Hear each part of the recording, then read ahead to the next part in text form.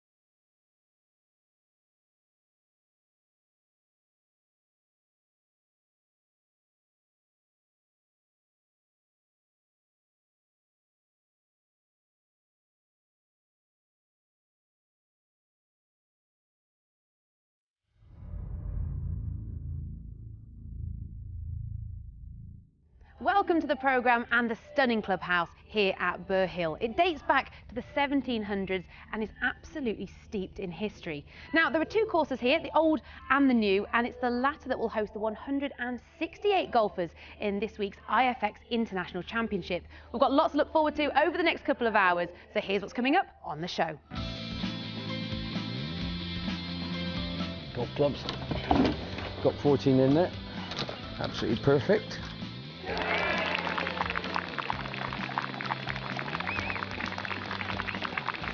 Greg Payne is stalking this eagle putt. You really get the sense that he knows how important this could be.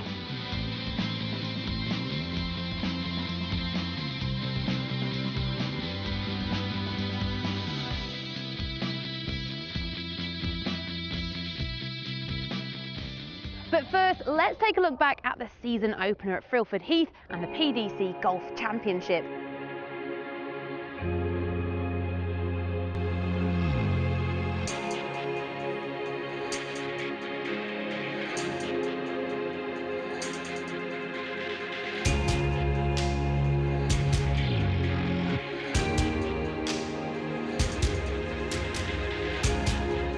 Adam Runcie claimed his first HotelPlanner.com PGA EuroPro Tour title with a birdie at the last. The Welshman carded a final round 69 on the red course, 3 under par to finish 9 under for a one-shot victory.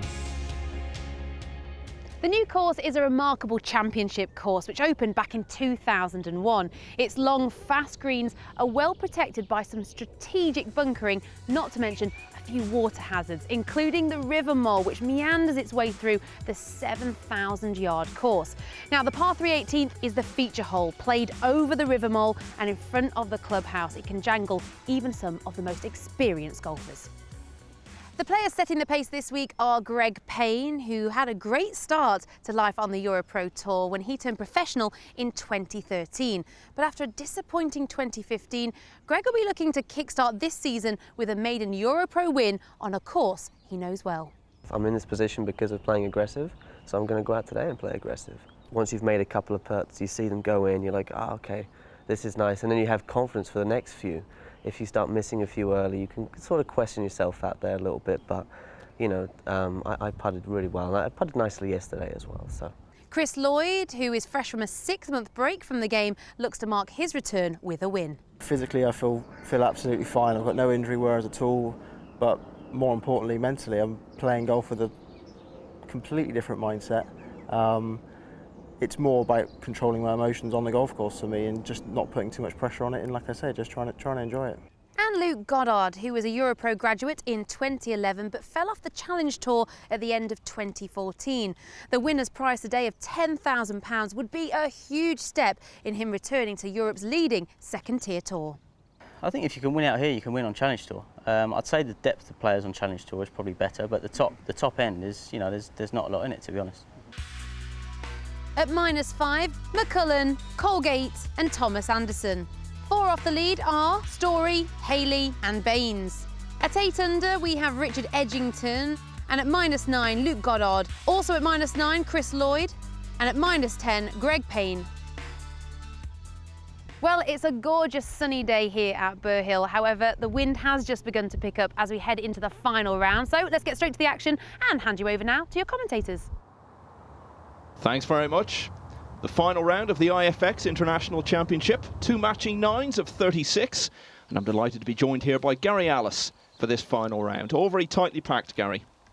It is, Michael. It's going to be very interesting to see what happens as we watch Richard Edgington firing it away off the first tee. Representing the Royal Wimbledon Club, just across the road from the famous tennis venue. He's strayed slightly off course there, but not too much damage. He's a very tall man there. It's interesting how he, big shoulder turn, but the knees bend and then there's quite a lot of rising up again as he hits it. Requires good timing to smack it in the middle of the club.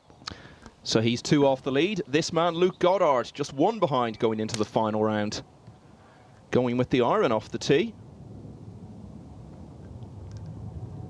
It's not a bad play to take an iron up there because it's a slight dog leg and you can run out of fairway on this first hole. Again, lovely setup. All of these players generally set up very well to the ball.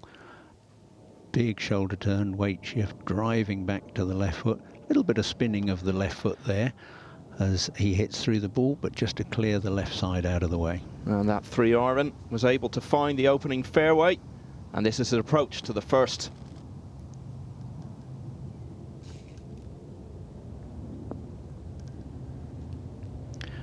Dead on line, half a club short. Got a lot of work to do for his birdie there, but safe enough as we return to Edgington.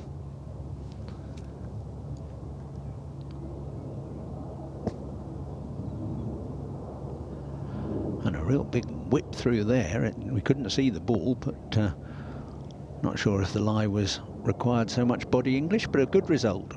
Yeah, he's inside his playing partner there on the opening hole. As we go to Ben Story, he dropped a shot on the first. Let's see if he can make up for it now with an eagle on the second. This to go to 7 under. Well, not too far away. And that's a certain birdie for him. So Story immediately gets back the shot that he dropped on the first. And he's 6 under par. 2 good hits to get this green for 550 odd yards. Yeah, first of the par 5s. And coming from a few behind, you need to take advantage of those long holes today. And Story has done so there. Now, can Edgington hold this long birdie putt on the first? Get back to within 1 of the lead. Well, it was never hard enough, really, was it, Gary? No, it's quite uphill, actually, there. You can't really see it on the TV, but a little bit of a rise up this green and often fools the players. But it's a par for him. Now we'll see if his playing partner, Luke Goddard, can also open up with a par. Not the sort of putt you want to face on the first green, Gary, with the nerves going. No, I'm sure he wishes this was half the distance. But no problem for him. And Luke Goddard stays at 9 under par. Let's have a look at the second hole then with John Morgan. Well guys, here at Burhill, we're at the par 5 second hole, 554 yards, and what a beauty it is. It's all about the tee shot really. You want to be long and straight to boot. You got water that comes in at about 320 mark, so the boys really, and honestly, unless you hit it exceptionally long, you're not really going to be in play. But you got trouble left, big thick bund and lots of trees and water down the right. But the second shot is what it's all about really. I mean, the boys will be enticed to have a go at it in 2 shots here. I've got 257 yards to go to this back right pin that it is today, and this The awkwardness of this green is just on the right hand side, halfway up is this big dip. So if you go at that flag and you don't slightly come off and you're a little bit short-sighted, you've got to tough up and down and make your birdie. Nice light, no complaints, not a breath of wind. Got to take it on, got to have it. Oh, and he has, little cruncher. There we go, just going at the left edge of the screen, probably short and left, I hope. Oh, it's found a bunker, but I ain't bad at it then. That's the way to do it. Even better if you manage to stay out of the sandy stuff, John. Let's see if Hendrik Bynes from Germany can do that. He parred the first. This is his second shot now to the long second hole. 4 off the lead.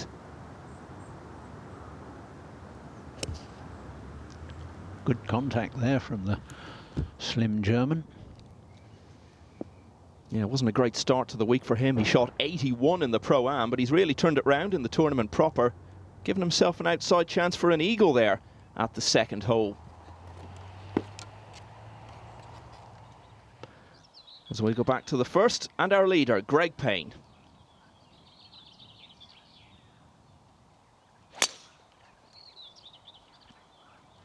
Yep, signal straight down the fairway by the starter. And a very nice opener. Rounds of 64 and 70 so far for Greg Payne. Equalled the course record with that 64 in the opening round.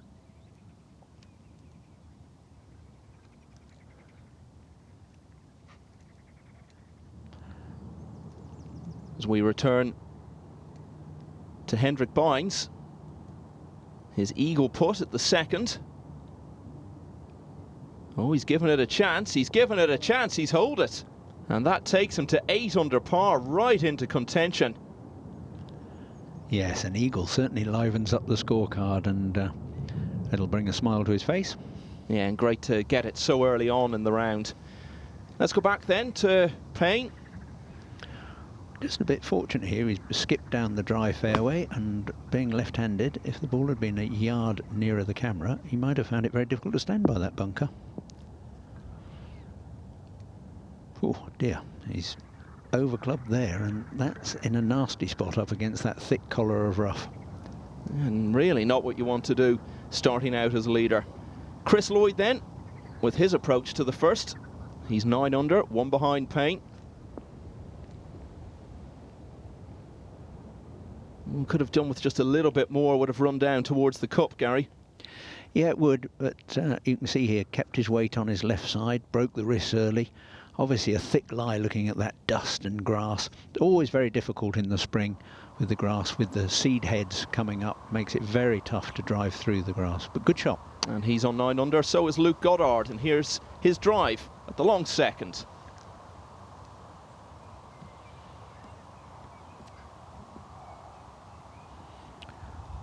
Splitting the fairway and bounding along. Yeah, good drive for Goddard there. Very much in contention. Representing Hendon Golf Club, been a pro since 2009. And there you see a Walker Cup player in 2009 as well. And looking for what would be a significant win for him in the early stages of this season. This is the second tournament of the EuroPro Tour in 2016. As we watch Payne trying to get out of a little bit of difficulty here at the first. That is a fantastic golf shot, because, okay, we could see the golf ball, but standing there like that, you've got to keep, as we can see, so still. No real wrist break into this, just wanted to drop the club onto the back of the ball and let it come out almost with what you'd call a dead feel off the face, so it pops onto the green and trickled out. Well done. And that's pretty much a certain opening par for him. Here's Edginton now. He did par the first. Here's his second shot at the second. Oh, and this is a mighty effort. Oh. Well, just run off the back. Threatened the hole almost there. But not a bad position to be in there on the par 5 second. As we return to Chris Lloyd, looking to start with a birdie. Not much break in this one. I say it's about getting the pace up the hill. And we could see dead on line and lacked a little breakfast. Yeah, and we've seen a few players leave that one short, haven't we? But that's okay, starting with a par. Now Luke Goddard, the long second. Just maybe turning a whisker left, a little bit of right to left. Yeah. But a good lie in the bunker there. Not a huge amount of green to work with though. As we go back to Payne, looking to tidy up at the first. Not a bad up and down from where he was in 2. And Payne stays at 10 under. Back to Edginton then. This is interesting. Here he is, out with the fairway metal. Putting from just off the green with that, and this looks a very, very nice result. And that should set him up for a birdie there. Let's go to Hendrik Bynes at the 5th. He's birdied it in the first 2 rounds, but he's struggling on the 5th today. This is his 4th shot. Yeah, the out of bounds is very close here on the 5th. But he's just, will it cling on? Yeah, not bad, but he's in a bit of bother. Oh, most certainly going to drop at least 1 shot. Back to Goddard then, trying to get up and down from the bunker for his birdie on the 2nd. Oh, that's an excellent shot, Gary. Yeah, it was a good shot, that. Good lie, but he did very well. As we go back to Bynes now, trying to chip in to save his par.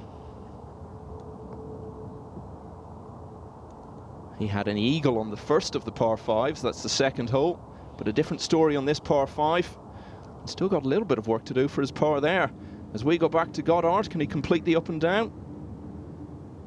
This for birdie.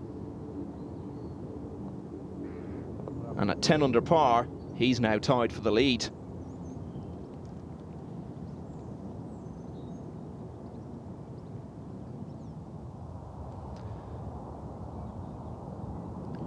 So, this nasty little 4-footer.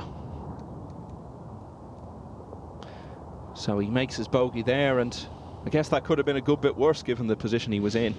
Yeah, it could have been. Back to Edginton then, as he completes his birdie, his first birdie of the day at the 2nd, and he goes to 9 under and just 1 off the lead. And it's a lead which is shared by Luke Goddard and Greg Payne, both 10 under in the early stages of the final round. 2 more Englishmen, Edginton, who we've just seen, and Chris Lloyd on 9 under. And then Hendrik Bynes, despite that dropped shot on the 5th, he's still in contention on 7 under. Another Englishman, Ben Story, on 6 under par. Luke Goddard hits the top of the leaderboard at 10 under, putting the pressure on Greg Payne in the IFX International Championship here at Burhill.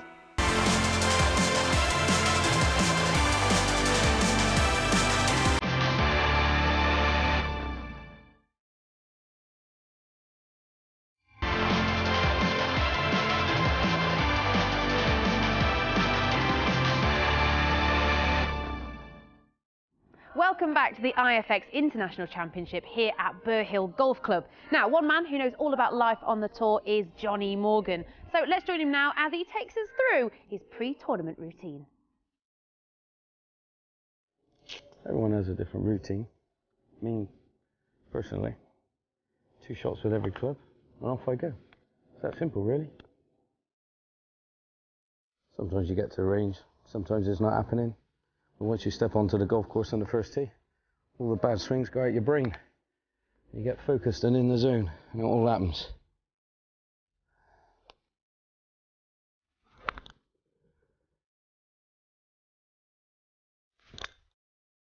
Put the clubs back in the bag, off to the chipping green. I did fancy a caddy, but my producer didn't want to do it. So, you know, his 10%'s gone out the window. Like tight pin here, downhill lie, couple of chips, get a feel for it. Maybe a few bad ones, a few good ones, but nice to see how they go. I ain't too bad for the first chip of the day. Oh, even better. They're getting better as time goes on. Go on then, get in. Ooh. Couple of splash shots. Gives me an idea on how the greens are reacting when the ball comes down on it. And how good my game is. Yeah, not bad. Using a bounce there, a little bit of chubby. That'll do the trick. A few chip and runners. I'm going to pick them up and we're going over there, straight to the putting green. I do like to pace putt and just feel like I get the ball running near the hole, and I just want to see it just get past if I can. Like that one, just bang on in the draw. Like I say, lost a few quid on that one. Time to hit the golf course. That's my practice, over and done with, and my warm-up. Let's go. So that's how you prepare for a round of tournament golf. And it looks as though Greg Payne has done his warm-up well today. 2 pars on the opening holes, followed by his first birdie of the day on the third, the shortest of the par 4s. So he's in the outright lead now. Luke Goddard had a par at the third, so he stays at 10 under, and he's joined there by Richard Edgington. Back-to-back birdies for him now on 2 and 3. And then Bynes and Lloyd on 7 under par, still very much in the running, as we go to Edgington at the 4th. Yes, there's par 3, 4th hole.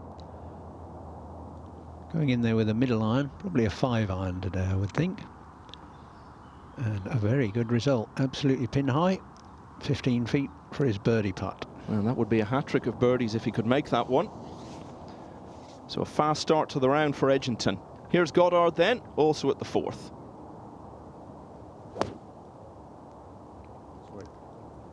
He's also 1 off the lead. I think he just hit that so well. His partner said great hit, and he's just flown completely over the top of the flag. That's an awkward up and down. Yeah, going to be very hard for him to make his par from there. Let's go to Mark Lasky then, the Welshman. Only previous birdie today was on the 2nd. He dropped a shot at the 4th to give that one back, but can he get it back again here now? Giving it a chance. Oh, he's done it. And that takes Lasky to 5 under. Well, we had a Welsh winner of the first tournament on the EuroPro Tour this season, Adam Runcie at Frilford Heath. Could we have another one today with Mark Lasky? But he's got quite a bit of ground to make up as we return to the troubles of Goddard over at the 4th.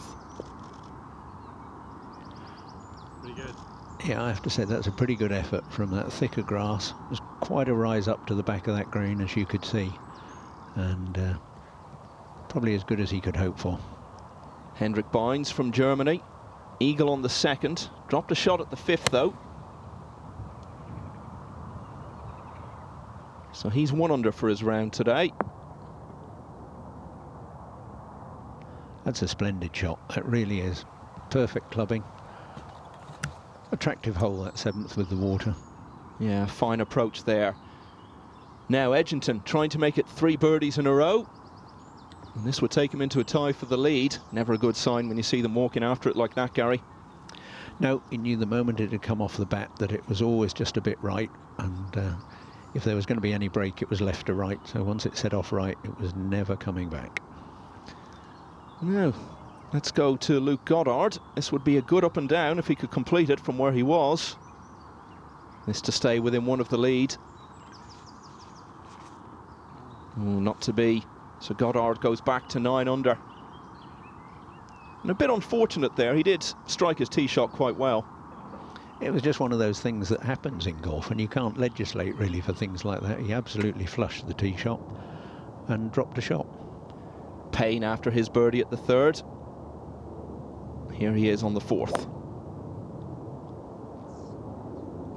Now the outright leader of the tournament, 1 shot clear.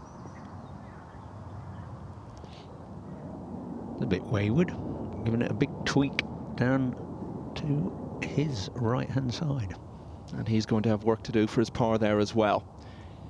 Here's Edgington, man who's off to a good start in his round, his 2nd shot to the long 5th.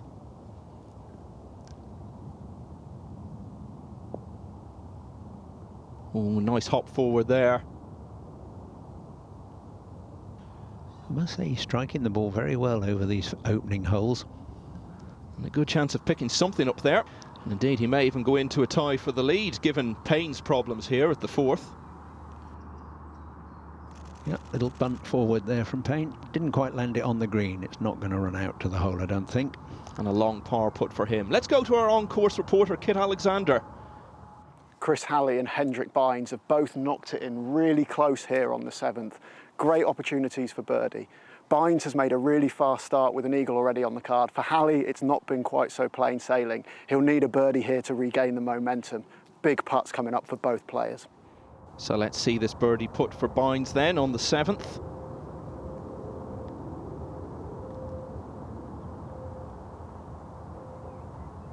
Oh, that's well short, Gary. Yeah, it wasn't very attacking, was it, that? I think we got a bit frightened of something. Let's hope Richard Edgington isn't frightened of going into a share of the lead, because we're going to see his attempt really for a 2-putt now, I think, to make the birdie. Although in theory this is for an eagle. This would take him all the way to 12 under. But I'm sure he'd be very happy to take 2 putts. Yeah, I mean, he would have been happy with that, but I think with the end result dead on line and short, he'll be slightly disgruntled. Disappointed on reflection, yes, but that'll be his 3rd birdie in the first 5, and he'll be tied for the lead now with this man, Greg Payne.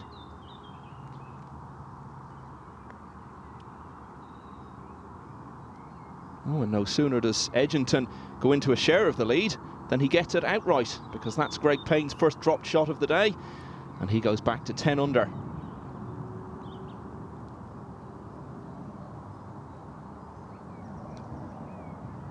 Now also at the 4th, Chris Lloyd for his part.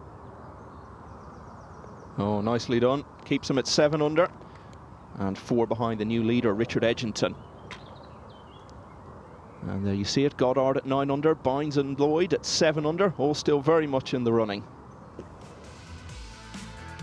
Chris Lloyd has been a pro since 2010. He played in the Junior Ryder Cup for the 2nd time that year. He's very experienced as a European Tour player, and ahead of the final round of this tournament, he's been talking to Kit Alexander. Chris, you're 9 under par after 2 rounds here at Burhill. It must be a track you really like. Yes, I mean, it's the first time I played it was Monday when I got here, and fell in love with it straight away. It suits my game. You have to keep the ball in play off the tee. The greens are good, so I mean, to be fair, the weather's been great, so there's been chances galore right there. In the first round, you played the 4 par 5s in 5 under par.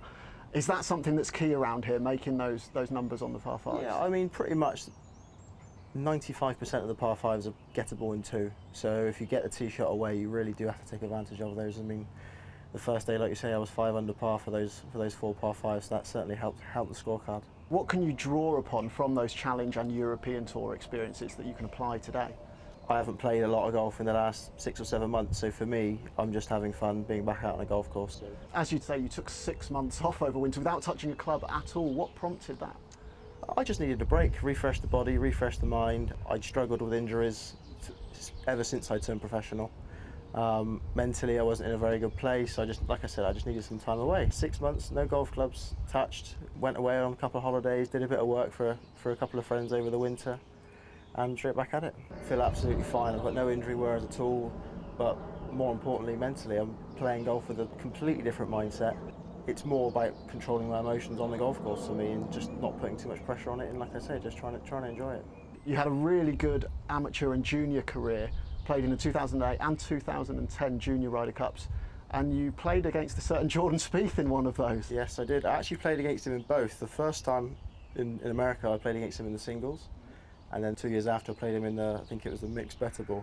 So he's got 2 wins up on me at the moment, and so in a few years down the line, I'm hoping to resurrect maybe a win or 2 off of him. Having seen the standard that it takes to become a major winner firsthand, does that help you with knowing where you've got to get to? It certainly gives you inspiration. Everyone has different aspirations and different work ethics, and some people are going to be major winners and some are just going to win on tour, and if you're happy with that, that's great. To dominate golf, you really do have to put a lot of work in, and he's certainly doing that. And Chris Lloyd has 4 shots off the lead in the early stages of this final round. Edgington has had a par at the 6th, so he stays out in front on 11 under. As we have a look at Greg Payne at the 5th. Birdied this hole in both of the first 2 rounds. It's an interesting view for a left-hander, this dogleg. And as you can see from here, he's had a very good drive just in that fluffy light rough, and has got sort of round the dogleg to be able to get a clear view of the green, and with the ball sitting down, he's obviously seen it sliding a little bit right to left, a little bit of a fade in there. We've just heard from Chris Lloyd. He's having his problems here at the 5th. This is actually his 5th shot to this par 5, 532 yards.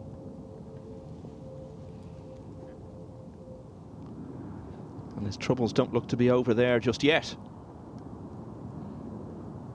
Now as we go across to Goddard on the 7th. Coming off the back of a bogey on number 6. 3 off the lead now. But that's a good spot. Left half of this fairway is a good view into the green. Hendrik Bynes at the shortest hole on the course, the 8th, 175 yards. It's a very narrow little green, this 8th. It's a long green, but very narrow. And that's not bad.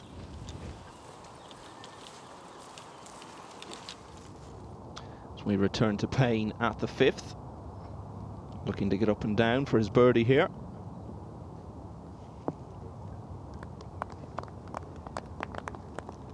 That was good. The sand looks lovely here, doesn't it? Steady, a little bit more knee flex, just squatting down in the posture. Ball's on a slight upslope, so he's trying to carry it all the way to the pin. If there was any slight mistake, the club just ended up looking a little tiny bit to the right, which is why it's the right length, but a few feet right of the pin. And given himself a chance of his birdie there as we return to Goddard. 8 under par.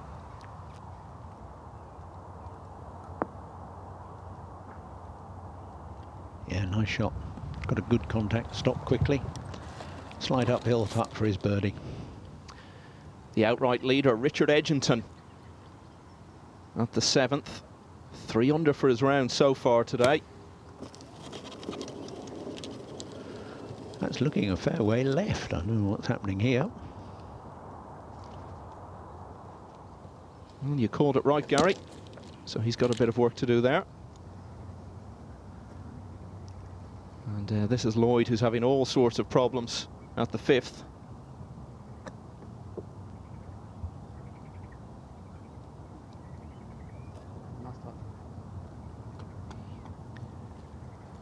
Yes, he'll be glad to see the back of this 5th hole. And could be sliding somewhat out of contention here quite early on in the final round.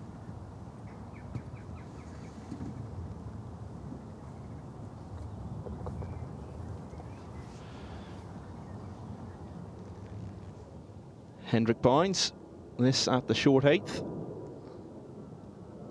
for par. Oh, well, he had that eagle at the 2nd, but he's given both of those shots back now with bogeys on 5 and 8, Gary. Yeah, that was disappointing. You remember we saw him just on the fringe there with his tee shot, so he obviously had a bit of a rush of blood and still not in. As we go back to Richard Edgington. Bidding for his 4th birdie of the round so far. He's rolling the ball nicely at the hole, don't you think, Michael? He's got, seems to have got the pace of the greens looking under control. Yeah, very much in charge of things here. A dream start to the final round as he goes in search of his first EuroPro Tour win. Greg Payne now, he's birdied this hole both days so far. This to try and make it the hat-trick on the 5th. Just trundle one down at the left lip as we look at it.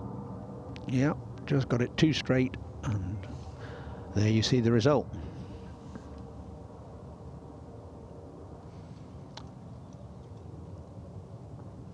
So he stays 1 shot off the lead.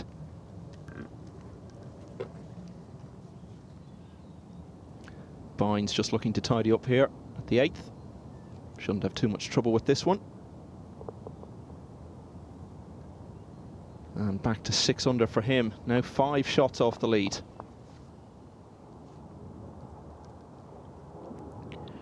So Luke Goddard's birdie putt after that good 2nd shot from the fairway. Not a lot of break. Oh, well done. That takes him to 9 under. And he needed that, really. Doesn't want to fall any further behind, given the fast start that Richard Edgington has made. And that start has taken Edginton to 11 under par. He's one ahead now of Greg Payne. Luke Goddard at 9 under, Hendrik Bynes from Germany on 6 under, then a big group on 5 under par. Christopher Evans going particularly well. He's picked up 2 strokes over the first 15 holes. One of the most notable features here at Burhill is the strength of the club's junior section, taking inspiration from the arrival of the EuroPro Tour, as Matthew Hazelden explains. We've got a fabulous junior section here, one of the strongest in the country actually, of over 150 juniors. The junior development programme is a real important part of our club, of making sure that we keep that generation going through and into the senior part of the golf club. So to have them enjoy the spectacle of such a prestigious event of the EuroPro and the players is fabulous for them, and it gives them something to aspire to later on in their golfing lives. Richard Edginton takes the narrowest of leads from Greg Payne, but with just 1 shot in it, the IFX International Championship is wide open.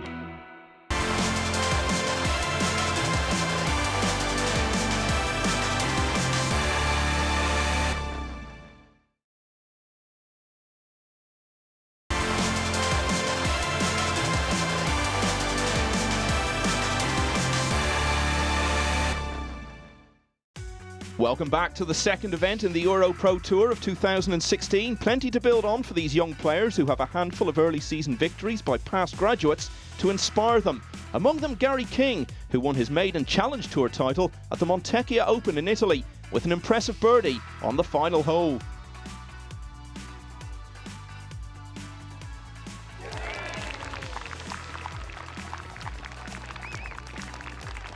King returned to the EuroPro last week to Frilford Heath, where a year ago he won. He was in contention after 2 rounds, but failed to maintain the pace in the 3rd and final round. Another joining him with an impressive start to the season was Jordan Smith. He also made his mark on the Challenge Tour with an emphatic win in the Red Sea Egyptian Challenge, proving the point that many have made a successful transition from EuroPro to Challenge.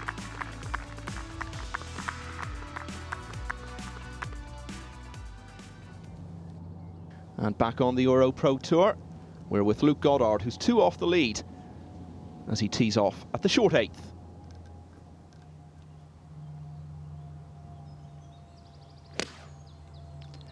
Does have a lovely balance, Goddard. It's nice to see. Neat swing, although that was a little wayward. And we can take a look at the 8th hole from above now. Yes, this par 3, it's only 175 yards long. It's a long green, but really quite narrow, and it's very easy, as we could see from Goddard there, that the ball can sneak away off either side.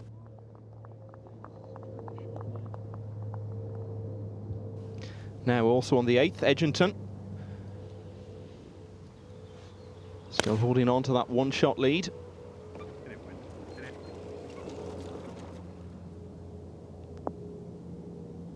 He's given himself half a chance there, but coming down the hill with his birdie putt. As we go to Kit Alexander. Edginton's hit a lovely iron right into the heart of the green here. He's left himself an uphill putt. This is a really good chance to get to 12 under par. So Greg Payne needs to keep up the pace. Missed the cut at Frilford Heath last week by 2 shots, and missed the cut here last year after a couple of rounds of 75. But much better this week as he hits his approach to the 7th. But a bit off target, Gary. Yeah, we've seen a couple of those that he's just turned over. A bit of a hook now. That's going to make an awkward up and down because the pin's not very far away from him there on the green. This is the Welshman, Mark Lasky. He also missed the cut here last season. And this is for an eagle on the 13th. He's 6 shots behind, so could do with it going in. Well, never really gave it much of a chance, but a certain birdie, Gary. Yeah, it was a little bit unlucky. You could see as it just came onto the green from the fringe, yeah, just hopped, and once that happens, it's always going to take an inch or 2 out of the distance it's going to travel. So he's birdied that for the 2nd day in a row. Let's go back to Kit. Greg Payne has got a real decision to make here. He short-sided himself to the right-hand side of the green. As you can see, there's a little raise up to the pin, not a lot of green to work with. His 2 options: does he bump it into the bank, or does he try a flop shot, carry it all the way and stop it quickly? The safer option's the bump and run, but there's a little bit of, you're not going to get it as close as with the flop shot. Yeah, 1 birdie and 1 bogey so far for Payne in the first 6 holes, so he's where he started the day at 10 under. Needs to get up and down to stay there. Well, Kit gave us a good run down and he chose the lofted option and did a fair job at it. As we go across to the 8th with Goddard from a good lie in the middle of the bunker, and not a very good result. His club's bounced, skinned it, and now he's got a horrible place in the downside of the bunker on the other side of the green. Just one of the most horrible feelings in golf, isn't it, to go from one bunker to another? Yeah, it's not nice when you start playing ping pong across the green. And in we go with Payne having managed to save his par there. That was very good. Yeah, so Greg Payne stays 1 behind Goddard from that other bunker now on the 8th. And that's not great either, Gary. A bit of a reaction maybe to the previous shot? Yeah, but possibly. I just think that that was very difficult. You know, he's on the down slope there. As I say, been saying it's a narrow green. It was just a terrible place to be in. Bynes at the 11th could really do with making something happen here. He's 5 off the lead now, and running out of holes. Well, that's not bad. Looks like he is going to make something happen. Now Goddard still battling away on the 8th. This is his bogey putt, remember.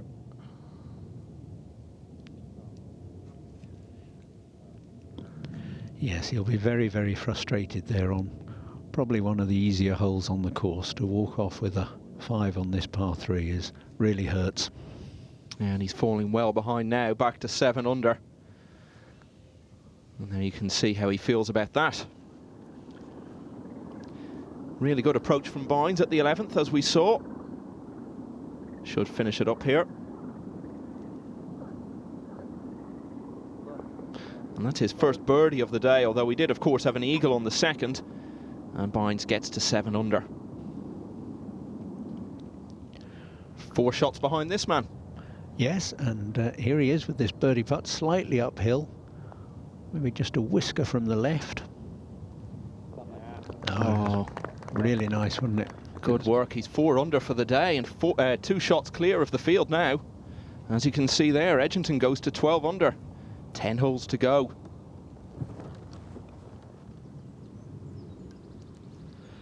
Now back on the tee, Greg Payne from Cobham Golf Club.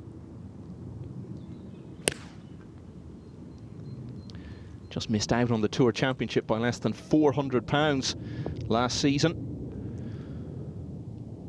Yet again, we've got that pulley hooky shot going on, and that pitch right in the back of the bunker. I couldn't quite see where it finished, but let's hope it's not stayed there. Now Bynes, after that birdie on 11, has this to save his par on 12. Oh, he's given the shot straight back, but a bit unfortunate there. That was a full 360, that wasn't it? Go. Let's go back to Kit Alexander on the 8th. Payne fist pumped when he made that tricky up and down on the previous hole, and he's going to have to do it again on the 175-yard 8th. The left-hander slightly pulled his tee shot into the trap. He's going to be playing off a downslope. He's got a little bit of green to work with, but we've already seen a couple of players make a real mess of it from this bunker. Can he get up and down and keep the momentum going? Well, he's sort of battling to hold on a little bit over the last couple of holes. This is difficult. A lot of bunker to go over, but he's played it well. Played it very well. It's just run on a little bit, but given himself a chance of his par at least. Now the 13th here at Burhill is the longest hole on the course, and John Morgan is out there. Well, we're here at the 13th, par 5, and what a monster it is. 589 yards.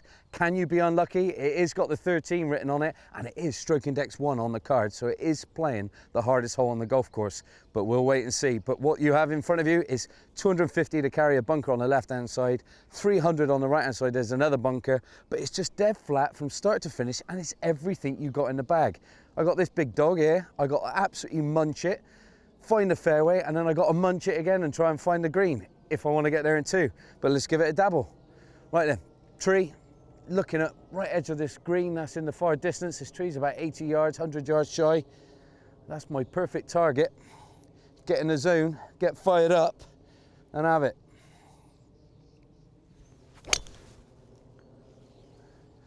Well, he's straight at the right bunker. I wouldn't think I got the beans to get it there, so just come up a bit shy, please. Oh, yes, just perfect. Let's go up there and have the second. Well, my ball's just come to rest on the first cut. I've just measured this, and it is, oh my goodness, 292 yards to the front edge of this green. Absolutely, what a distance to go. I mean, I don't think I got the power in my armoury to get there in 2 shots after this drive. Obviously, just leaked it out to the right, so I lost a little bit of distance, but this is a mammoth of a second shot I need a whack here. Now, open the club face, I'm looking at the left edge of that green, got this big tree lurking on the right-hand side. I want to leak it out there. Thick rough just off the fairway as well. Right then, come on, John, what have I got? Oh, that was Happy Gilmore style. Go on, run my baby. Well, I tell you what, I take it all day long, smack bang in the middle of the fairway, ready for my third. Game on. I tell you what, at the start of the hole, if you'd asked the boys where do you want to be, they'd probably take this 9 times out of 10. You know, they snap my hand off. This one now, it's just a little soft shot into this pin that's in the middle of this green. Not going to be playing any easier than it is today. Not a breath of wind, sun is out. It's absolutely gorgeous around this place. Let's see what I got. Oh, come on, little zip. Bit firm and friendly there. Bit of 15-footer coming back. Not happy at that. Boys would definitely do better. Well, Steve Uzel certainly likes the 13th. He eagled it yesterday, and he's got to put to eagle it again in the final round today, and this would get him within just a few shots of the lead.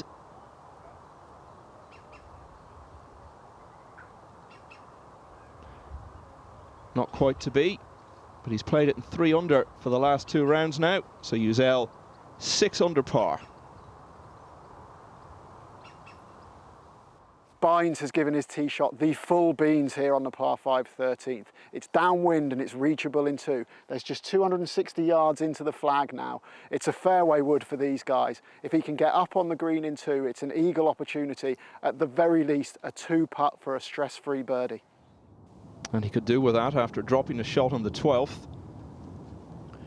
Let's see if he can ride to the orders that Kit gave him. Going with the iron. Just turned him over a little bit. It was a shame that, because he'd actually got the right sort of shape there, but caught the bunker, not to be on the green.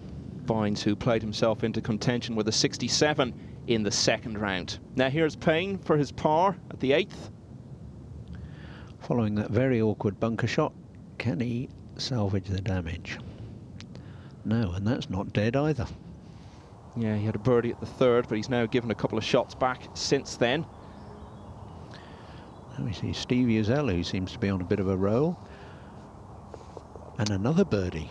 Yeah, that's 3 in the last 4 now, Gary. So Uzel moving into a tie for 3rd place now on 7 under. 4 shots behind Edgington. Looks to be between Edgington and Payne at the moment, but these guys will still want to have a say in it, including this man, Hendrik Bynes. Birdied this hole yesterday, and he'll have a chance to birdie it again today. He's 5 off the lead now, so could do with a birdie. Yeah, as we go across to Chris Hawley with a very awkward, what looked to be a very awkward lie there, looking at those practice swings and everything, but he's dug it off out from behind the bank. Payne for bogey at the 8th. 2 bogeys in the last 3 now. Needs to start getting some form back.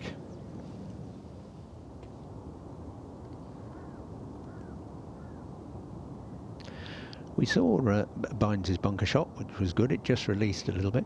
I think there's one thing that possibly is with these players, that's a very good save, but compared to the highest level of golf on the European Tour, so often they get their bunker shots within a few inches.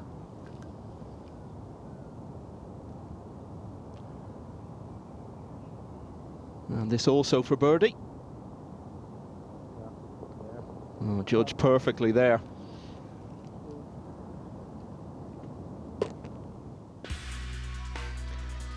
So Richard Edgington, very much the man in form on this final day of the IFX International Championship. He's 11 under par with 8 holes to go and leading by 2 from Greg Payne. But Steve Uzel, Hendrik Bynes and Luke Goddard all still hoping they'll have a say in the outcome of this tournament. Richard Edgington has grabbed the advantage and comes off the 10th with his 2-shot lead still intact as Greg Payne feels the pressure and drops a shot on the 8th. 2 shots the difference. Will the gap grow, or can Greg Payne rally and restore his lead in the IFX International Championship?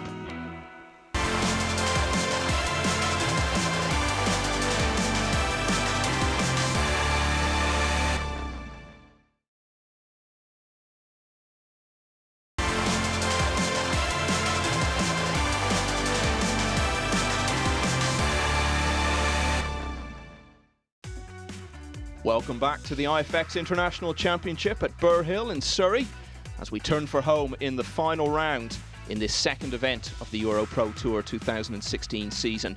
Richard Edgington had his first bogey of the day on the 10th. It's only the 3rd drop shot he's had in 46 holes this week, but Greg Payne also bogeyed. So Edgington 3 clear with 8 to play. He's 11 under, Payne 8 under, and then Uzel, Bynes and Goddard all still in the running on 7 under par as we go to Edgington on the 11th. Yes, it's par 5, having a cut at the green. And what a cut it is. That's a tremendous shot. Yeah, and a good response to that dropped shot on 10. Proving himself to be a good front runner today. Thomas Anderson now on the 14th. 5 under. Not likely to win, but looking to make a good check. Oh, and that'll certainly help.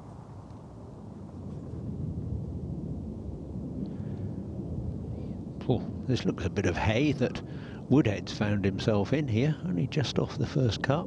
Dug it out nicely though. Back on 1 under par. Oh! Well, done that very nicely. Look at that. That was running like a scolded cat and bump, hit the pin, in. One of those ones that if it doesn't hit the pin, it probably runs way off the back of the green. Could have been down somewhere towards the 18th. Here's Goddard now. He's having his problems at the 11th.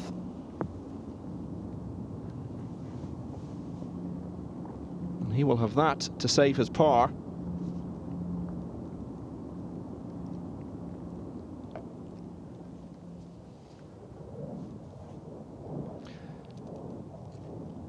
So, Anderson with this 5-footer. Nicely done for his birdie. And that takes him to 6 under par. Goddard now looking to make his par on 11.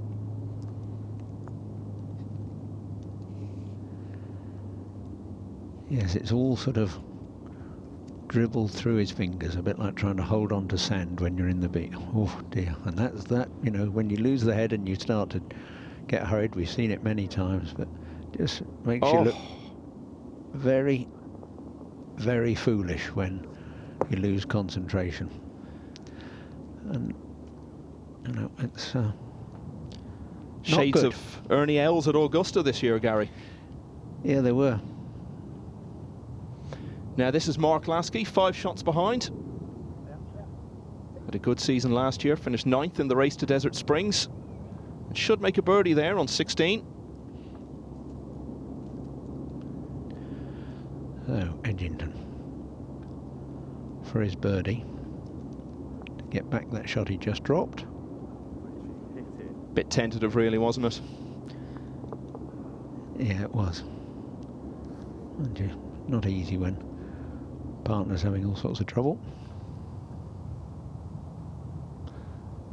And this is Lasky now. Tidying up on 16. Yes. Winner at Moore Allerton back in August.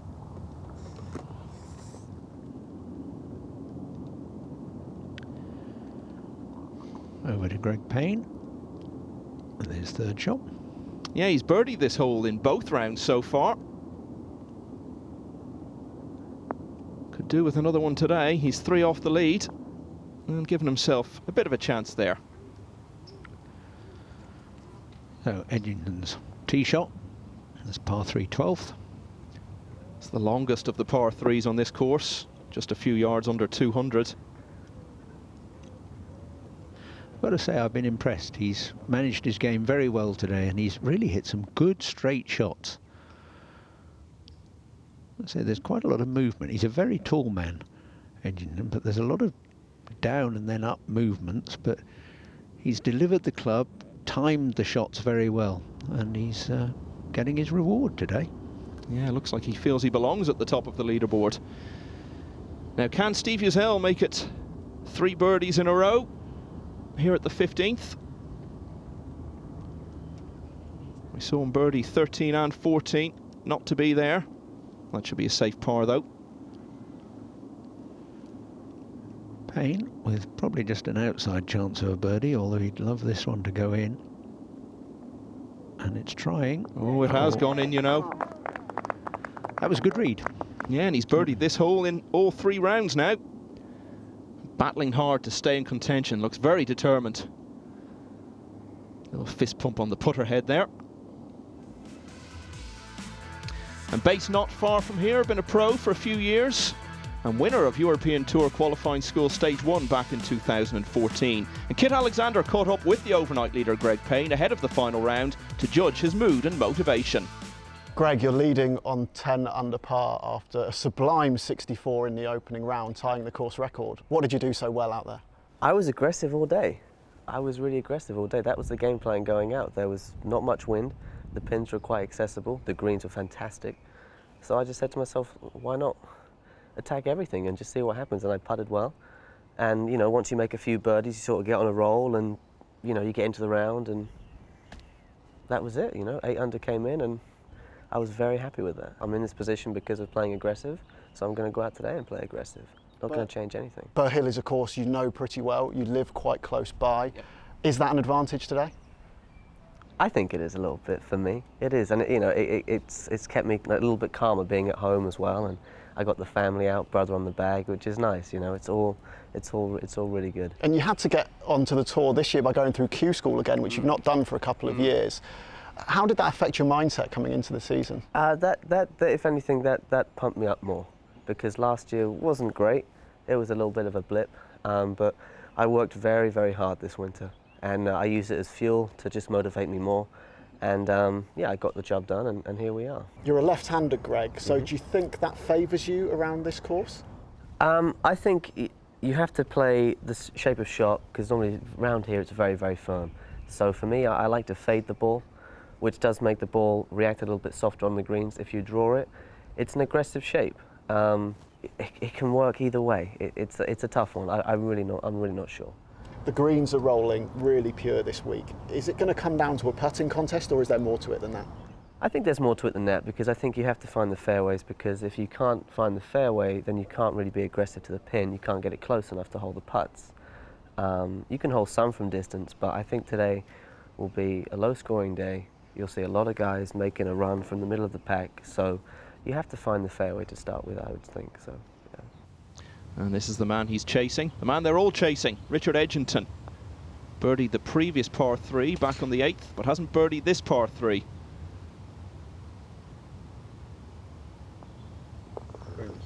Relatively stress-free though, par, wouldn't it, with such a good tee shot as that? Yeah, and you just wonder if he could par his way in. Might just be good enough, you know. Steve Uzzell couldn't quite make it 3 birdies in a row, but not much work to do for his par. And he stays 7 under. So let's take a look at this par 5 13th, the longest hole here at Burhill at 589 yards. Water on the left there, it doesn't really come into play with these players. They do have to be mindful of the bunkers. Good drive, then for most of them it's going to be out of reach for 2, so a 3-wood, a rescue to this area, leaving a pitch with a lob wedge into this sort of hourglass shaped green. And again, it's all about getting the right distance for the 3rd and having a birdie putt. So we take another look at Edgington. This on the 13th, last of the par 5s and also the longest at 589 yards. And he keeps giving himself chances, Gary. He certainly does. As I say, he's been very impressive today. Good to watch. Ben Story now had a birdie a couple of holes ago on 13. He's looking for another one here on 15.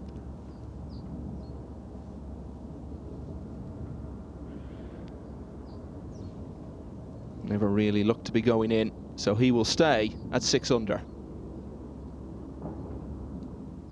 After being forced to lay up, Edgington's left himself about 22 foot up the hill for his birdie here at the par 5 13th.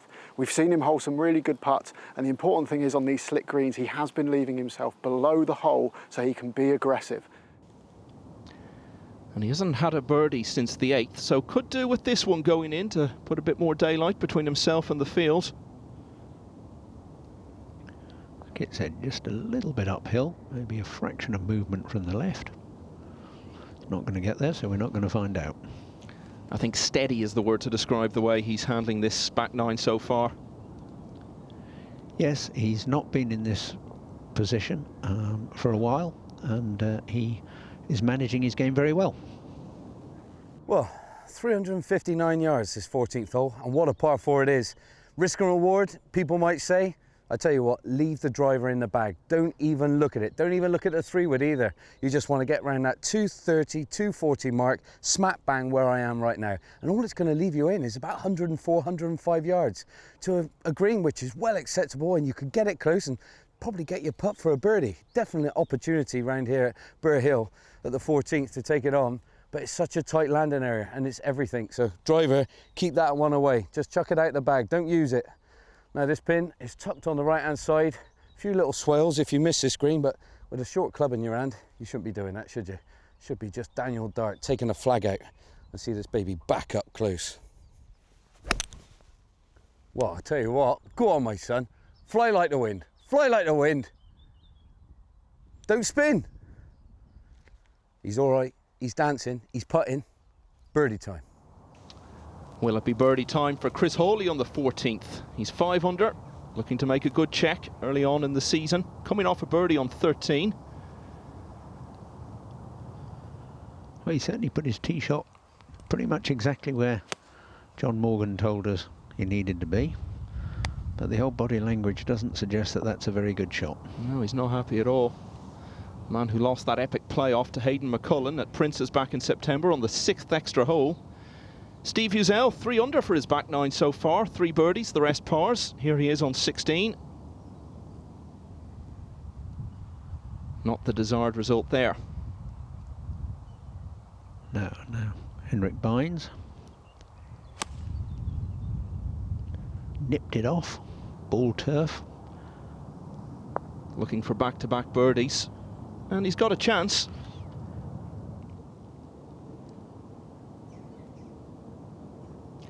Greg Payne on 13. He's birdied this hole in both rounds so far.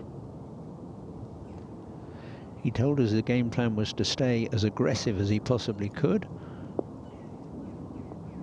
And here he is blasting another one into the middle of the green. And he might do even better today because he's got that for an eagle.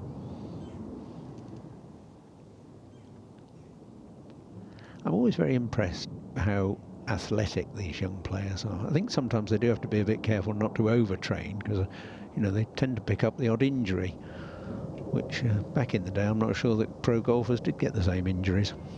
Can Bynes follow his birdie on 13 with another here on 14?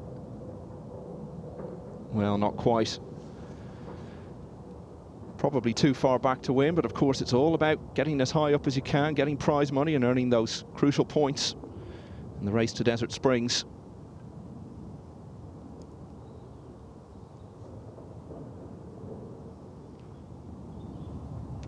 Steve Uzel now for his par on 16. Yes, looking how far he is away. Wasn't a very good approach from the fringe. And suddenly his momentum has been halted with that drop shot. Yeah, his first drop shot since the 2nd hole. Now let's check in with Kit again, over on the 13th. Greg Payne's 2 back of our leader. He knew he had to make a move on this final par 5, and that's exactly what he's done. He's hit a towering fairway wood in. He's left himself about 25 foot for eagle. It's downhill, but not overly steep. It's going to come a little bit from the left, but this is a huge chance to tie the lead and really swing the momentum of this final round. Yeah, you do sense one way or another we could be looking back on this as one of the crucial moments of this battle for the title. Can he get the right read on this and get the pace right? Lovely pace. As you can see, he thought it was gonna break there, Michael, and willing it in. Yeah, it's just a tap in now that he's left with. We've already seen him birdie 11 for the 3rd day in a row, and now he's going to birdie 13 for the 3rd day in a row as well. So enjoying these par 5s on the back 9. And that cuts the gap to 1 now.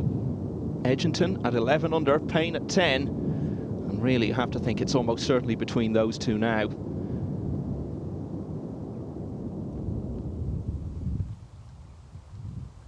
This is our leader. Missed the cut by 2 shots at Frilford Heath last week, but he's really turned it around this week.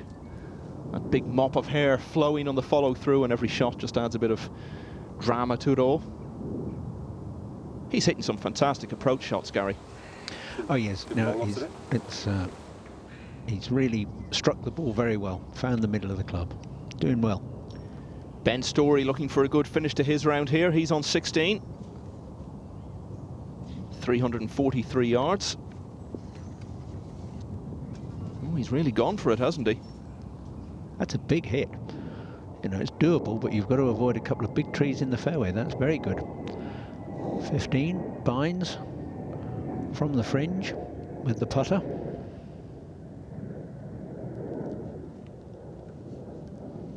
And they're all still in there battling, Michael. Yeah, big money even behind the winner. £10,000 for the winner, but £6,000 for the runner-up. Big money behind that as well. Here's Edginton. I'm not saying he's putting badly at all, Gary, but if he'd put it well over the last few holes, he could be out of sight of the rest of the field by now. I think you're right. I think he actually has putted well. He's had very good control of the pace. It's an easy game if you're tapping the ball in from 6 inches all the time. He's just managing himself very well. It's impressive. I think it's good. Yeah, excellent, very solid play, tee to green. Bynes tidying up now on 15. And he also missed the cut last week, so what a difference a few days have made for him. Story now after that huge drive on 16. Can he capitalise? This is certainly what he'll be hoping for. Chosen a nice little traditional chip and run and played a pretty good shot there.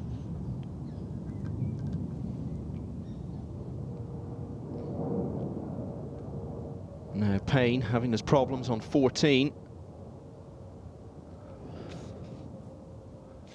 Coming off the back of that birdie at the previous hole. In fact, he's birdied 2 of the last 3. But a bit of work to do to save his par there.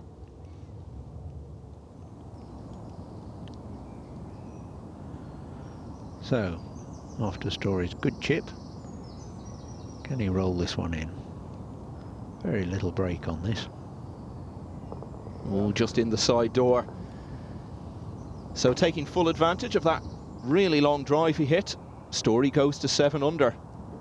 Payne could really do with this one going in, doesn't want to fall further behind.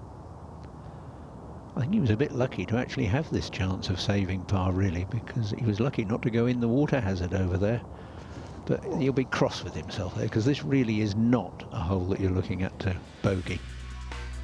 So Richard Edginton on 11 under with just 4 holes to go is 2 ahead of Greg Payne, his only remaining serious rival for the title. Welshman Mark Lasky is having a good day. He's 3 under for the round with 1 to go. He's 7 under along with Ben Story and Hendrik Bynes. Greg Payne had fought his way back into contention with that birdie on the 13th, only to see the gap open up again on the next hole. Edginton leads by 2 in the IFX International Championship at Burhill.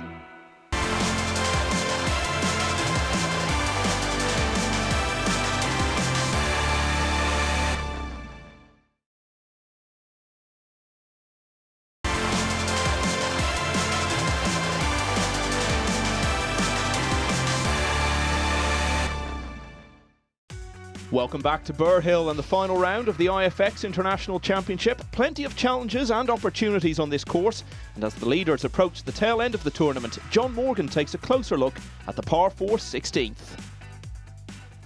Well, just over 340 yards long, it's the 16th, and what a hole, you know. Say you need to finish 3 birdies in a row, this is where it all starts, you know, and what a difficult hole it is. I mean, if you want to lay back from these trees, which is about 225, 230 from the tee, you've got to aim yourself way back here with a 4-iron, and that's going to leave you about an 8 or a 7-iron in. I went for it, clattered into these trees, come back to here, and now I'm in a bit of a predicament. Now, you've got hazards down the right without a bounds, you've got thick rough on the left, and you've got the most kookiest, twisted, undulating green that you could ever think to come into, which could play havoc for you coming down the stretch.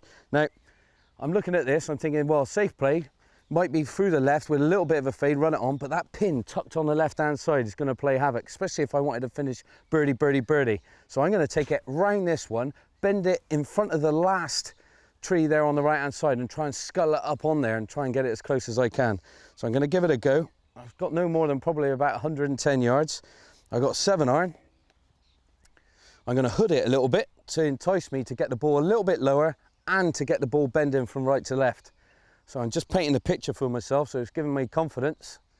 Here we go. Look at that, baby. Oh, come on. Oh, he's pretty hot. He's pretty hot. Oh, he's on the green. Slow down, ball. Just run through. A little bit softer. That would have been perfecto. Well, that's how John Morgan got on the 16th. Let's see how Hendrik Bynes fares now. He's in a group sharing 3rd place. Probably not enough holes left to catch the leader, but heading for a very nice finish. Good tee shot there by Bynes, past those trees that we saw John talking about, and he's played a very nice wedge up to 10 feet.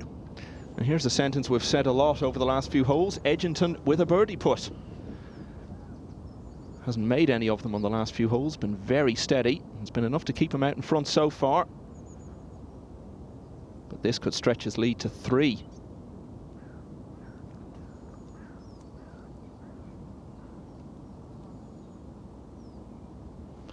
Again, not quite, but as you say, Gary, another nice tap in. Yeah, another par, move on. Now Mark Lasky on this tremendous feature finishing par 3, coming back to the beautiful clubhouse at Burhill. Yeah, he showed his credentials for this week by finishing joint winner of the Pro-Am with a round of 66, and he's carried much of that form into the tournament proper. Chris Hawley now on 16. Back the green just inside the right lip, should do the job.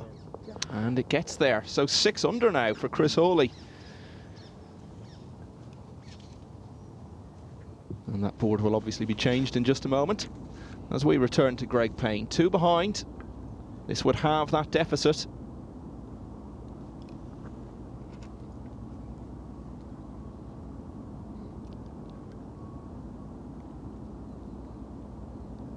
Yeah, he's had very good pace control there. But, and willing it in. Lovely facial expression in it. I love it when these super slow motion pictures that we get. Yeah, he's really shown a lot of emotion out on the course today. You may see a bit more over the closing holes.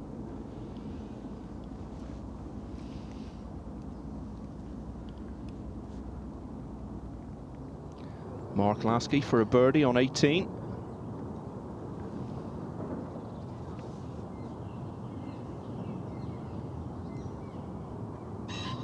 This would give him a final round 68.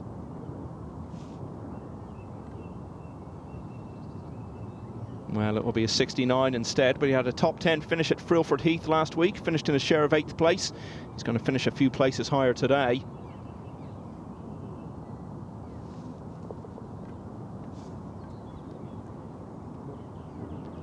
Yeah, it's a neat card, a couple of drop shots. 5 birdies, and it all adds up to a pretty good 69, right? And he finishes on 7 under. Bynes is on that score, looking to improve on it here on 16.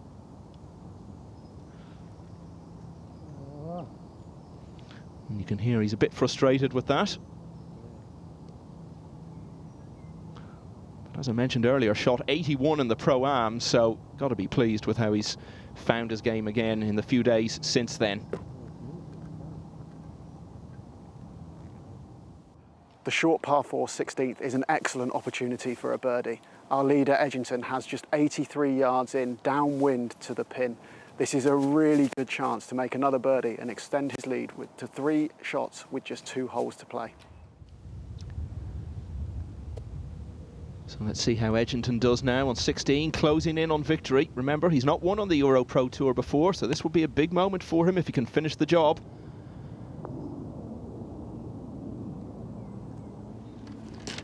Yeah, very neat. Still fairways and greens, fairways and greens. He's going to make them come and beat him. He's not going to hand it to them. Yeah, not going in search of any trouble at all. Now, Ben Story birdied 16, so he's played that hole in 4 under par for the 3 rounds because he also had another birdie and an eagle on it in the previous rounds. Let's see how he follows that now on 17. A little bit unlucky. There's the ridge that runs across there and he landed bump full in the face of it and it spun back to the start of the green. Had an excellent round of 64 yesterday. Back to Uzel. We saw him make 3 birdies and 4 holes at the start of his front 9, but it's all fallen apart a little bit over these closing holes, and having missed that, he's now going to finish his round with 3 straight bogeys. So disappointing finish after the way he was playing a little earlier. Yes, that looks messy, doesn't it? Those when he'd have been hoping for 3 birdies and set the pace. Will still finish inside the top 10. This is Ben Story for his par on 17. Plays out of Woburn, venue for the British Masters, where Sheffield's Matthew Fitzpatrick won last autumn.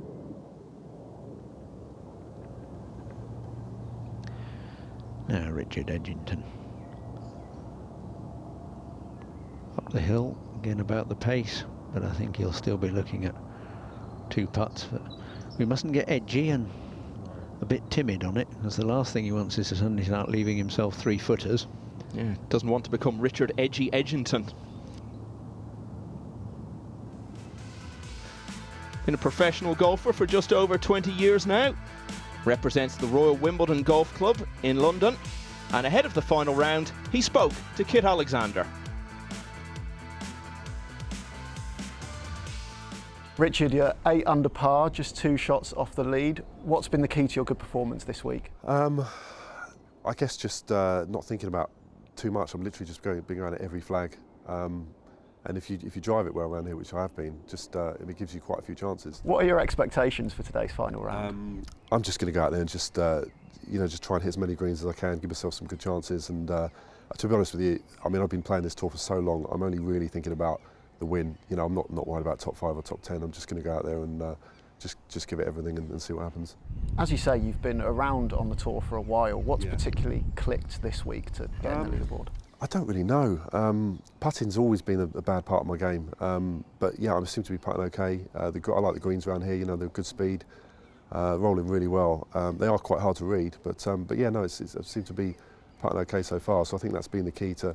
But par 5s have been bad actually. I think I'm only 1 under for the par 5, so I need to definitely pick some up on those today. After being on the tour for a few years and now being in contention in just the second event of the season, does that force you to change your goals for this year? Not really, I don't think. I mean, I think if I actually won today, I'd probably play less events. I'd probably only play 6 or 7 events. You know, we've got a new baby and I enjoy spending time with him. So, I mean, I've had no sleep in 9 months. It's a nightmare, but it's great at the same time. It's been really, I mean, it's life-changing. Really changes everything. Fantastic. Well, hopefully you can have another life-changing day and get that £10,000 winner's check. Yeah. And he's certainly going about it the right way at the moment. Edgington, with 2 holes to play, leads by 2 from Payne. And then it's a group sharing 3rd place, including this man, Ben Story.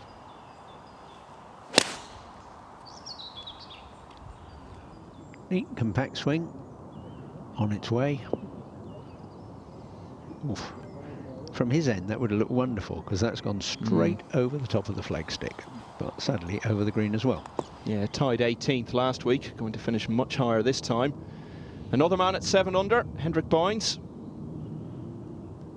Got off to that flying start with an eagle on the second, but not really kicked on from there. Not made the challenge for the title that he would have been hoping to after that start.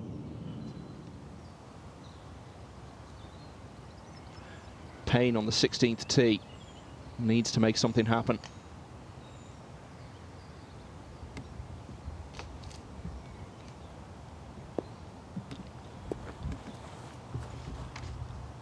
I think that might be quite lucky. We could hear it rattling round in the trees, but popped it out on the right side. Yeah, it looked like something bad was going to happen, but not so. Looks like he's got away with that one as we return to Bynes. Looking to get up and down on 17. And he's done a pretty good job of that. Yeah, it was a good chip. Very delicate there, and controlled his hands very well. You get the sense he's someone we'll see a lot of this season, Gary.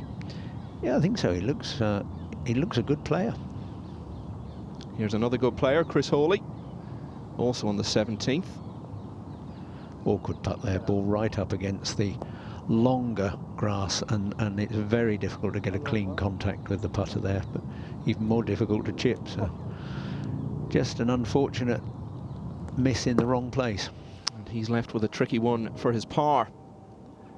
Back to Story then on 18. Doesn't really show it here, but there's quite a different change in levels, and this is a difficult shot, which he's executed his recovery very well, because it's very easy from there to end up 20 feet away. And he will have that for a round of 71. Payne now after that slice of fortune on 16.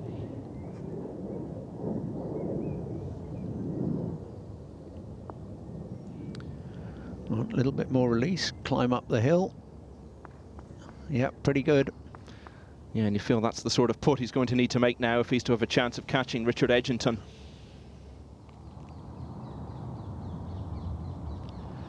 So Chris Hawley to save his par. Ooh, just crept in, didn't it? It did. That's one of the bonuses. If you get the pace dead right, the ball can topple in from an awful lot of sides. Ben Story with his par putt, a hole ahead on the 18th. And that's a final round 71 for him. And given that he started with a 74, he'll be happy with the way the week has turned out. Followed it with a 64 in the second round. And that 71 season finish on 7 under. A good week for the Englishman. So Greg Payne, straight up the slight slope, keep it inside the hole. Well, it wasn't too far away, but no, there just isn't enough break there. You've got to keep that one inside. It's one of the straighter ones. As we heard Richard Edgington say, they're difficult to read, the greens here at Burhill. As I say, you feel he needed that one in. Bynes for his par on 17. That's his 12th 4 in a row. A couple of them have been birdies, a couple have been bogeys. And it all leaves him on 7 under. Richard Edgington, the leader, on 11 under, closing in on victory. Just 2 holes to go now. Greg Payne, after missing his birdie putt on 16, remains 2 behind. Then it's the group on 7 under. Welshman Mark Lasky already in with his 69. Ben Story in with a 71. And Hendrik Bynes with 1 hole to go. It's Richard Edgington who's set the pace since the 8th and has seen off the challengers as he eases into the home straight of the IFX International Championship at Burhill.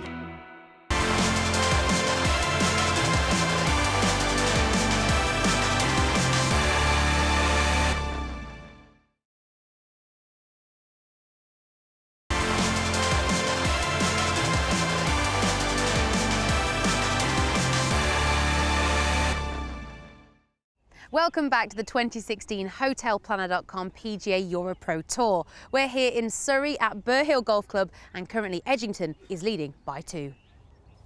And getting very close now to what will be a landmark moment in his career. And no matter what level you're at, Gary, getting your first win always a very significant moment. It certainly is, as we take a look at this par 3 signature 18th, 192 yards with the magnificent clubhouse with its great steeped in history behind. It's going to be a middle long iron for these guys. The difficulty is sentinel trees, the river mole in front, which doesn't really come into play, but the difficulty is the 3 levels of the green and making sure you get the right club to get it on the right level to avoid too much stress with the putting. So Chris Hawley now on the 18th tee. He's had a good back nine. Birdied 13, birdied 16. Hasn't dropped a shot actually since that double bogey on the 5th. And a birdie here at the last could certainly earn him a few more pounds. All quite congested after that top 2. Yes, there's still a lot of money to be played for. So we look at the German, Bynes.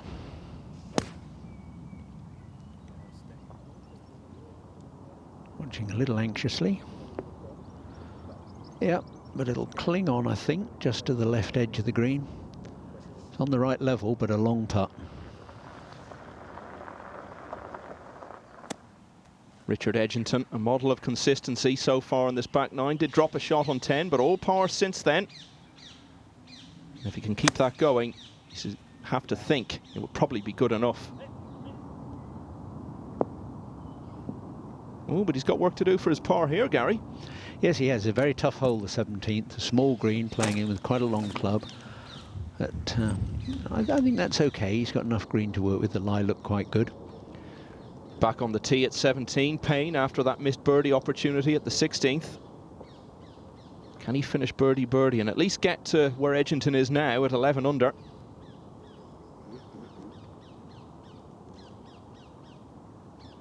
Well, the signs aren't good, are they? No, it's you don't want to go left, but the thick grass down that side is not so good. Bynes looking to finish with a birdie 2 on the 18th.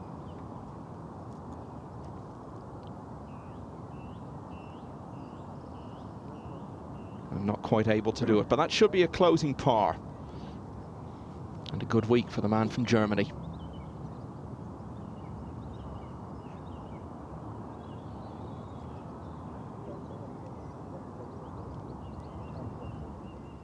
Edgington could not have dropped his board in a better position in the fairway here, but he's pulled his approach slightly, and with that pull comes a little bit of extra distance. He's just come off the back of the green. The advantage is he's chipping back into the breeze. The grass is going with him. It's a relatively straightforward up and down, but we've seen him hit a lot of greens, so he's not been chipping much today, and he's had a lot of long-range putts. It'll be interesting to see how he handles a 4- or 5-footer for par here with just one hole to go. Yeah, it's as much about how you cope with the situation as anything else when you're in a position like this. But this looks pretty good. I think there's one of the benefits, although he hasn't won on this tour, he's been around a long time, he has won other events, and, you know, he's managed his game very well. And that should be his 7th par in a row. Chris Hawley looking to finish with a birdie. This putt for a 71. Never really threatened. It's a very strange looking top tier to this green, because you really expect the ball to swing a great deal from the back of the green to the front, and it doesn't. If anything, it goes a bit the other way. Edgington looking to complete his up and down from the back of the 17th. And he does. He's been so steady. And you can see there a picture of concentration. He knows how much this means to him if he can get his first win on the EuroPro Tour, and he may be just minutes away from doing it. So, Chris Hawley to salvage his par. So a couple of 69s to start off with, and a 72 in the final round. He finishes on 6 under par. Good week for Chris Hawley. Good to get a high finish under your belt so early on in the season.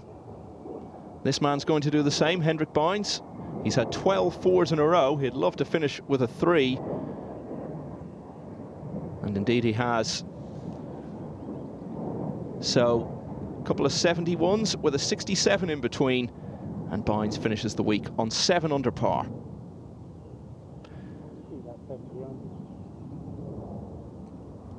We heard Edgington say earlier to Kit that he's played the par 3s well this week. He certainly played this one well. He's birdied it in both rounds so far.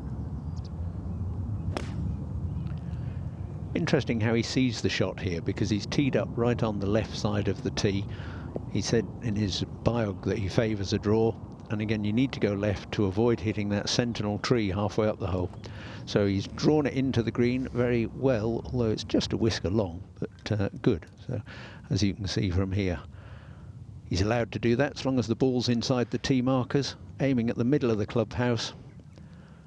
Going to get enough height to get over the big tree and draw back right on the pin. There's some adrenaline pumping through those veins of our leader at the moment. As you can see, he's gone over the back of the 197-yard 18th hole here. The pin is cut on a dangerous little plateau, so anything a touch heavy-handed, and he's rolling back down into the middle of the green. This is slick, but with a two-shot lead, the up and down has got to be enough for the win. And this is the only man who still has any chance at all of stopping him, but needs to make something happen here on 17, Greg Payne. He's got a good lie, Michael.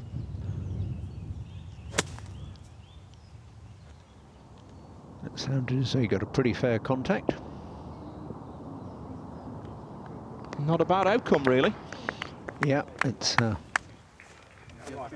there's still a chance. Well, we saw Edginton get up and down on 17. Can he do it again here on 18?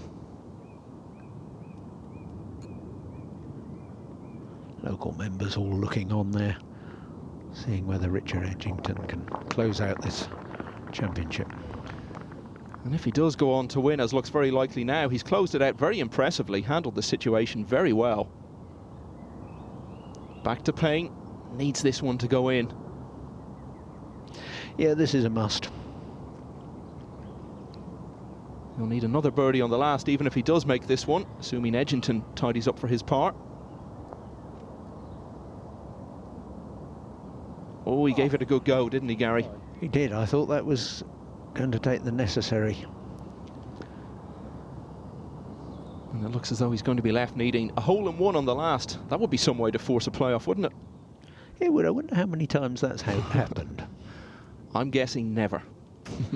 Yeah, I think you might be right.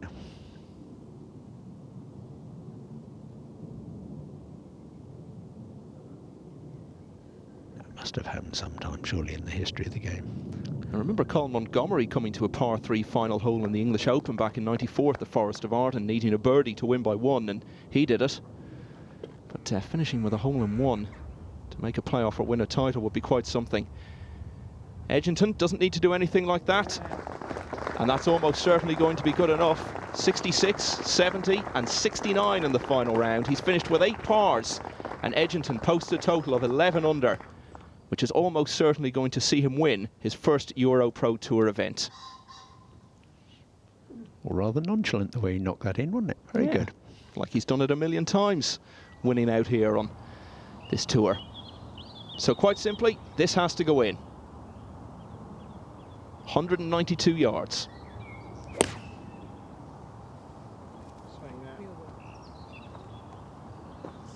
I think he likes the look of it. Well, that confirms it.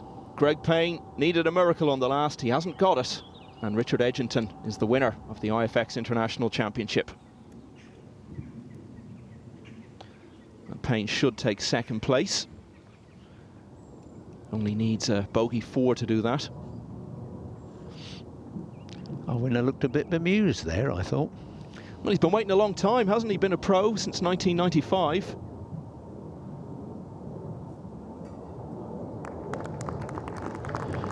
Yeah, and that's a good shot from Payne, because he was a long way through the green there. Well, at least he's smiling. Wasn't quite good enough today, but it's still going to be a good week for him. And he'll have 2 putts from short range there to wrap up second place on his own. And that will earn him £6,000. Nice check in only the second week. Particularly after he missed the cut after a couple of 75s at Frilford Heath last week.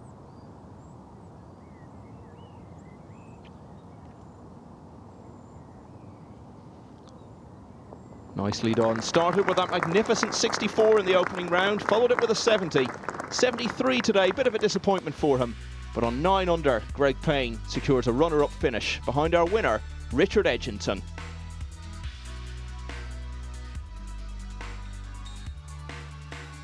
And there is the final leaderboard. Richard Edgington is the winner on the EuroPro Tour for the first time. He started the week at 200 to 1, but that final round of 69 gives him a total of 11 under par and the £10,000 winner's cheque by 2 strokes from Greg Payne. And then third place shared by Welshman Mark Lasky, England's Ben Story and Hendrik Bynes from Germany. Let's hear then from the runner-up Greg Payne, but first the winner, Richard Edgington. Feels amazing. Yeah, it was a lot of hard work and very stressful round. I mean, I didn't play great, to be honest, but it's amazing to get a win. It's such a good feeling around here. It was a tough day. It was breezy. Greens were firm, so it's really nice to come out on top. It's a good bounce back from last week as well. The game is good, and it was nice to get in contention. And again, I love being up at the top of the leaderboard and challenging and stuff. So it was great feeling that, and yeah, I'm looking forward to Camberwell Park. I got a couple of really good breaks, and then after the 10th, it was literally just hold on. I just thought par in here, and it should be enough, and it just about it was. I mean, Greg I felt him breathing down my neck, and he finished a couple back, but it was yeah, no, it was good. It was great, nice day.